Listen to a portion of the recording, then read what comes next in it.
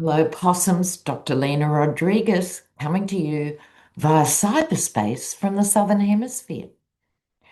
Normally, I do a video every 3 days, but so much has happened in the last 24 hours, I'm compelled to make this video early. There's so much to cover. And not the least of it, and before I go any further, let me say allegedly, entertainment purposes only, all of that for YouTube. Let's just be clear about that. However, we know the Yeti is desperate for a war, and I think he's found one by goading Venezuela. So I want to have a really good look at that. But also, have you heard the news about Fort Bragg? Why isn't this getting maximum coverage? Cartels and Fort Bragg. Okay, so we'll certainly be looking at that.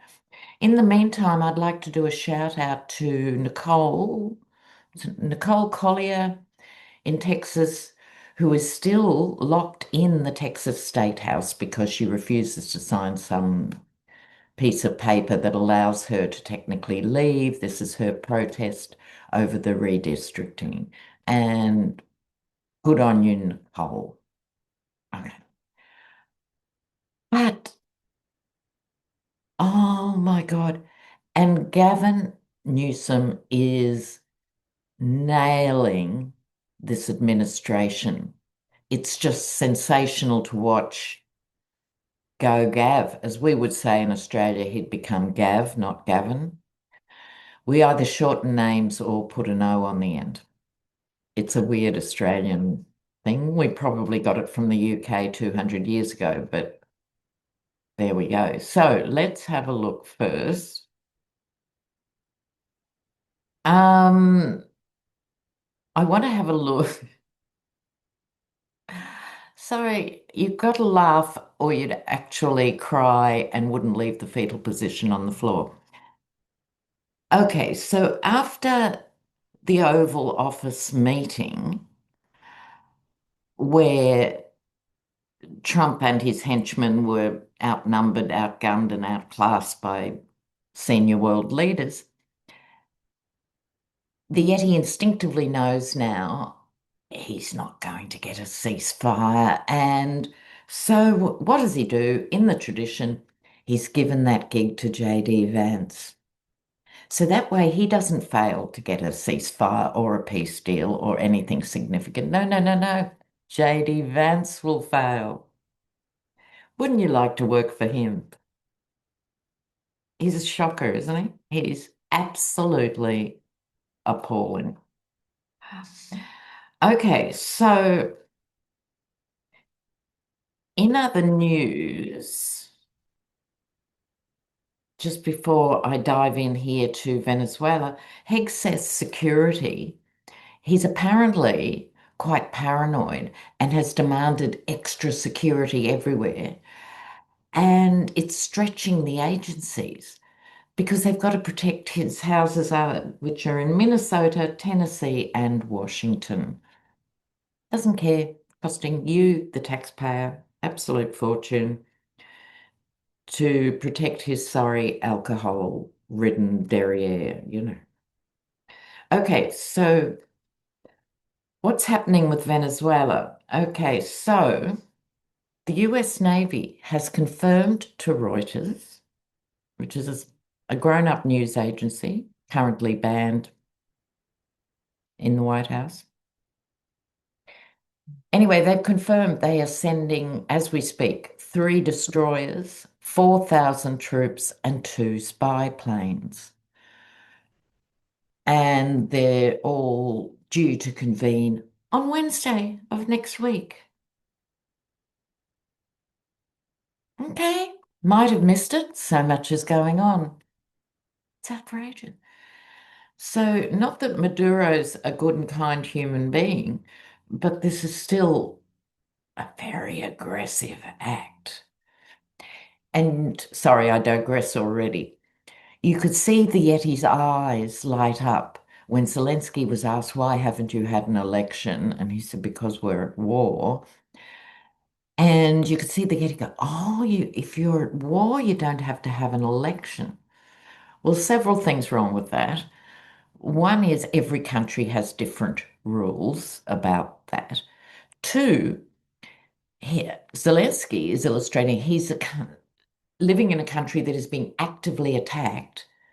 So much for Putin pulling his head in. Over 500 strikes yesterday. Right. So the problem is you can't get the Ukrainians safely to polling stations because they're scattered. It's nothing to do with being allegedly at war with other places, but he's going to milk that. But let's focus here. What's his plan with Venezuela? Yeah. Okay. I'm going to use some of the regular One World Tarot and some of the prediction deck. Okay. I'll just shuffle the prediction deck too, so we're ready to go. This is about Venezuela. Venezuela. Venezuela. Okay, let's see what we get here. Oh, my cards are upside down. Okay. Ruthless. Ruthless. And he doesn't care. Now, American active service members are being dragged into this. I think probably most Dem voters, and certainly many in the rest of the world, were hoping when the Yeti got too excessive that the armed services would stand up and say, sorry, Mr. President, we serve the Constitution, not an individual. But so far that hasn't happened. Doesn't mean it won't in the future, but hasn't happened yet. So they're going to be dragged into this. That's 4,000 serving members. He's going to couch it in terms of defense. I'm defending America from the Latino hordes. But of course, he has a secret agenda. He has two. One is oil, quelle surprise, and the other is this is awesome. I found a war. And now I've got an excuse not to have the midterms. Okay, right. So he's loving it. What have we got here with these other cards? They are also upside down. Sorry, bring you down here. Earthquake shake-up, disappointing outcome. Oh, they're mixed up. Spreading and mutating. Oh, goodness me. These are quite significant. Now, I'm trying to focus this in relation to Venezuela, right? Earthquake shake-up. This isn't to rule out an actual literal earthquake because the tectonic plates are shifting, and because we, the global collective, have failed to act on climate change, the poles are destabilizing, etc. So it could be a literal earthquake. If not, this is an earthquake for America to have to deal with if, and it depends on how he deploys these troops, right? The disappointing outcome, I think, is that he's not being reined in. We all know the Supreme Court is where Donald Trump's crimes go to die. Spreading and mutating. This could have a destabilizing effect on Central America and South America because Venezuela is quite a substantial country and it does have its oil revenue. Maduro has said he would deploy up to 4 million troops. Now, to me, that sounds pie in the sky. I have no idea how many active service people are under Maduro's watch. But this is his response to being threatened. So watch this space, please, about Venezuela. He's been itching. His little tiny vulgar fingers have been itching to do something dramatic. Well, let's slip one in here. If he does go ahead militarily in Venezuela, will MAGA object because weirdly they don't like anything foreign? You don't spend money overseas. Well, MAGA, why don't you lobby to actually shut down some of the 800 US military bases around the world? Some are big, some are small, a lot in between, but they never join the dots. But I want to know now, if this can be constituted as an invasion of any sort, will MAGA turn on Trump or will they be beguiled? Say, oh, cheap gas, cheap gas. We've been ripped off for years. As if the US, the giant that is the United States of America's economy, not trampled the majority of other nations for 70 years, such. Anyway, MAGA, how will they react to this Venezuelan story? MAGA and Venezuela. Oh,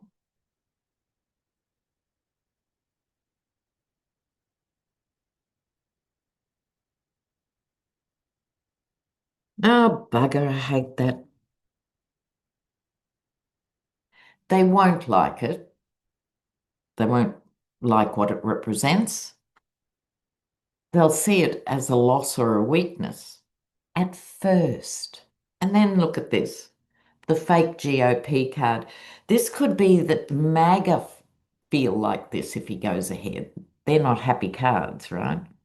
You know, depending on readings, they can have other meanings, but they're generically not thrilled.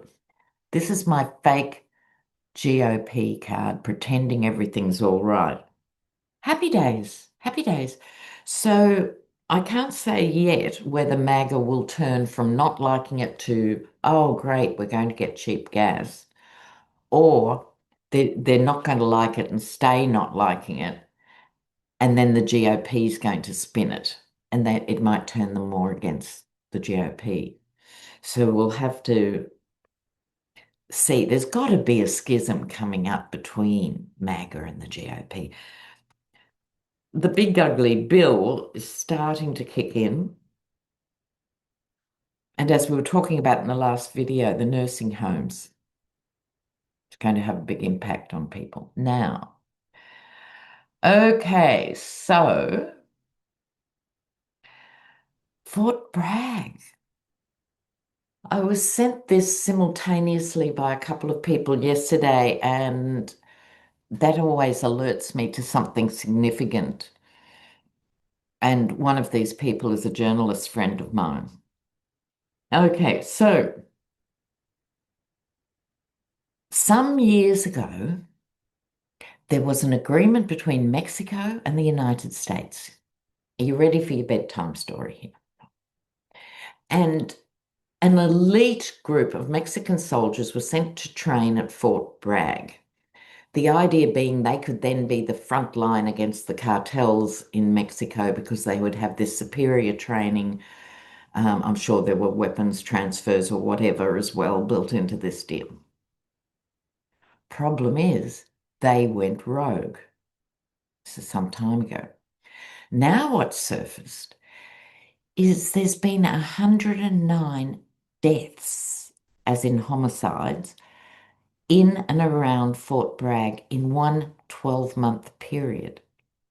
Just to put this in context, I think it's only 4 active US personnel have been killed in a foreign conflict in a 12-month period or on foreign soil.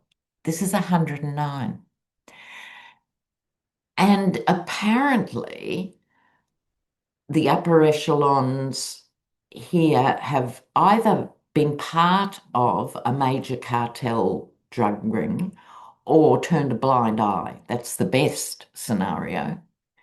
And it's now hitting critical mass. Now, Something similar happened apparently at Fort Hood some years ago. There were 38 deaths, but this was in a time when America had a working judiciary. So that led to two congressional hearings and the entire command being replaced at Fort Hood. So this is how I understand the story. So I'm happy to be corrected if any of you have insider knowledge, but this is how I understand it. So at this moment, Fort Bragg appears to be complicit in major, that is really bigly cartel activities. So let's have a look. Will this even make it through a news cycle, let alone anything else? You're not going to see this inept government actually acting on anything in an effective way. So that's not even on the table. I'm just going to ask, is the Fort Bragg scandal going to blow up? Is it going to blow up? Let's see. Let's see.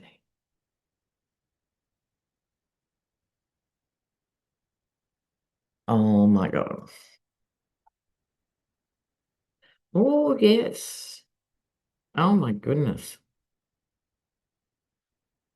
Well, I'm going to say yes. I'm pleased to see these cards. I thought it would just die at night because so much else is going on, but the sun illuminates. So this is going to have traction. The question on everybody's lips, the investigators' lips, is how could it have got to this stage with this Seven of Pentacles return on investment? The staggering amounts of money involved are going to be mind-bending. This is a critical moment. Just as the Yeti's militarizing everything with his gangster fascism, this is going to be a big problem for Fort Bragg, a burden. And they're going to come out tarnished to some extent, some sort of wound. I would say whistleblowers are going to be essential for this, and they will need good protection because with 109 people who have been unalived, I'm just saying, you would not want to be a whistleblower. It will take very brave people to do this. All right. So let's now shake off all the heavy stuff. But it's important. We cannot look away at this time from things that are confronting. We absolutely can't. Um, but now let's lighten up with some cards for you guys. While I'm shuffling, more shout outs for the independent podcasters. There's Kyle Kalinske. I love him. He vapes through his episodes and stuff, secular talk. I also love David Packman. The women, Belle of the Ranch, Park Rose Permaculture, and now Katie Fang is out and about. Love her. And check out Guard the Leaf. It's a Canadian podcaster, and the show is Guard the Leaf. Also, my favorite truck driver, The Enemy from Within. He's hard to find because the enemy from within is a phrase. It keeps throwing up all these other things instead of him and his truck. But if you find him, he is a national treasure. Love that. Okay. And another little snippet. Because the Getty wants to rename the Kennedy Center after Melania, someone, some wit on social media said, oh, it'll be called the Gold Digging Whore Center. Oh, couldn't possibly repeat that. Gotta have a giggle. Okay. You guys. All right.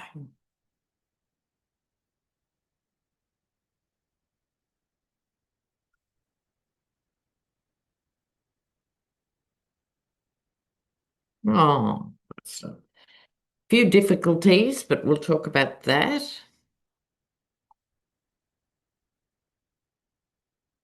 This is my card for social media going crazy. What I think this Ten of Swords is about is, I think, Musk's hostile takeover of Twitter and other things, the right-wing podcasters and stuff. I think people have had enough of them, even their own viewers. Like we didn't support them, but they have millions of views. It's like they've run out of ammunition. The phoenix, let's call it the phoenix of truth, is spreading its wings. I quite like that. We've got the King of Wands and Knight of Wands. Wands are fire energy, getting out and doing something. And so remember, it's not my words, someone else said that action is the best thing to counteract despair, So this is a time of action. These next few days, what action can you take in your world? It could be online, it could be in person, but it is about actions, and you're more powerful than you realize. And then you become even more powerful. Oh, I haven't put the bikinis on these yet. The Lover's card. Thank you, you two. The Lover's card, stronger together. Okay, stronger together can deal with anything. All right, guys. Let me know what you think, and any independent research that you do, pop it in the comments. We can all benefit from it. So take care, and I'll see you next time. Bye.